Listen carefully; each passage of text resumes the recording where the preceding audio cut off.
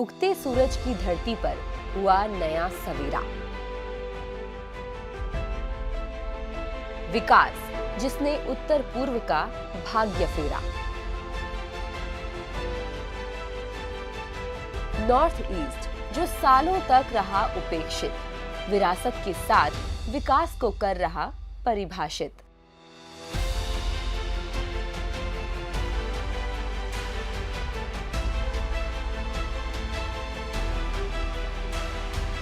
मोदी सरकार के 9 साल जिन्होंने बदल दी है उत्तर पूर्वी भारत की तस्वीर। भारत एक विशाल और सांस्कृतिक धार्मिक विविधता से परिपूर्ण देश है। पूर्वोत्तर भारत इसका अभिन्न और महत्वपूर्ण भाग रहा है।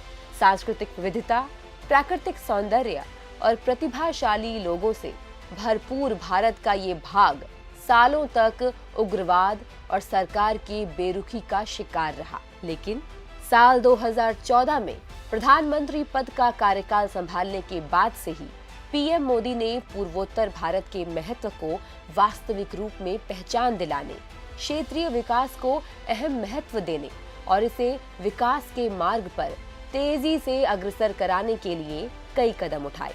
सालों से नॉर्थ ईस्ट उग्रवाद का शिकार रहा।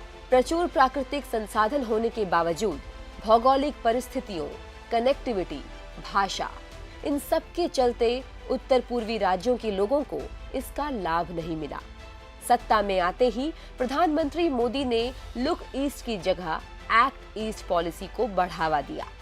उत्तर पूर्वी राज्यों की अकूट संपदा और विकास की असीम संभावनाओं को देखते हुए प्रधानमंत्री ने सिक्किम समेत 8 उत्तर पूर्वी राज्यों को अष्टलक्ष्मी का नाम दिया है। अष्टलक्ष्मी यानी वो देवियां जो धन, संपदा, स्वास्थ्य, शांति और समृद्धि देने वाली होती हैं। उन्होंने पहला काम किया इस क्षेत्र के बुनियादी ढांचे में सुधार करना, परिवहन कनेक्टिविटी बढ़ाकर उत्तर पूर्व को मुख्य धारा से जोड़ना।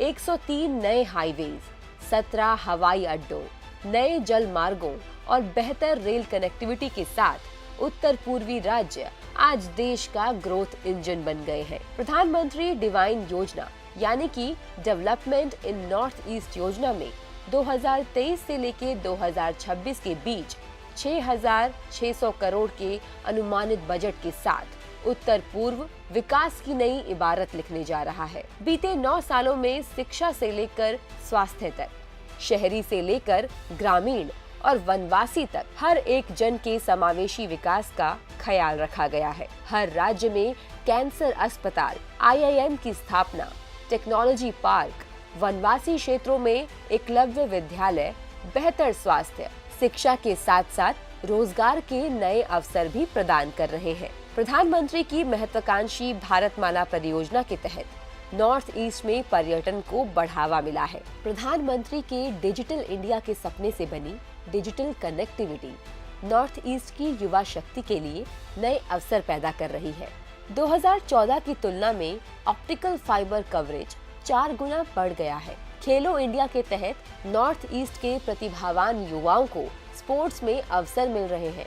प्रधानमंत्री खुद नॉर्थ ईस्ट के विकास के एम्बेसडर बन गए हैं। हर रैली और हर कार्यक्रम में प्रधानमंत्री को लोगों ने उत्तर पूर्वी रंगों में रंगी देखा। आदिवासी समुदाय की परंपराओं, भाषा, खान पान और रीति रिवाजों को संरक्षित रखते हुए उन्हें मुख्य धारा में लाने के लिए और उनकी आय बढ़ाने के लिए मोदी सरकार में कई योजनाएं हैं। वनधन योजना के तहत सबसे ज्यादा स्व सहायता समूह उत्तर पूर्व में काम कर रहे हैं। उत्तर पूर्व की प्रमुख फसल बांस को पेड़ की जगह घास की श्रेणी में लाया गया है। बांस के बने उत्पाद अब निर्यात किए जा रहे हैं। कृषि उड़ान और कृषि रेल के माध्यम से उत्तर पूर्व के उत्पाद अब पूरे देश में पहुंच रहे हैं। उत्तर पूर्व की सबसे बड़ी समस्या थी अशांति और उग्रवाद। बीते सालों में प्रधानमंत्री नरेंद्र मोदी के नेतृत्व में अलगाववादी संगठनों से बातचीत करके महत्वपूर्ण समझौते किए गए हैं, जिसमें प्रमुख है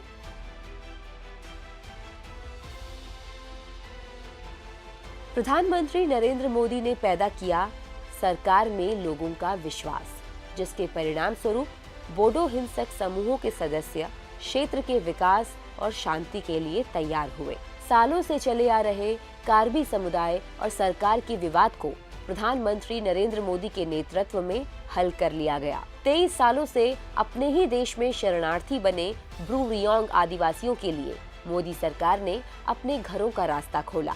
इन सब समझौतों के बाद arm force special power act यानी कि अफ्स्पा कई जिलों से हटाया गया है और इलाके में शांति और सुरक्षा व्यवस्था मजबूत हुई है। वाइब्रेंट विलेज योजना के तहत सीमावर्ती गांवों का खास तौर से विकास किया जा रहा है और इन्हें रणनीतिक क्षेत्रों की तरह विकसित किया जा रहा है। बीते 9 सालों में प्रधानमंत्री ने 50 बार से भी अधिक नॉर्थ ईस्ट की यात्रा की है और इस तरह प्रधानमंत्री नरेंद्र मोदी के नेतृत्व में सिर्फ लुक ईस्ट या एक्ट ईस्ट नहीं बल्कि एक्ट फास्ट के चलते उत्तर पूर्व लगातार प्रगति के पथ पर अग्रसर है और जिस नॉर्थ ईस्ट को भारत का आखिरी कोना माना गया, वही नॉर्थ ईस्ट अब भारत का गेटवे बन गया है।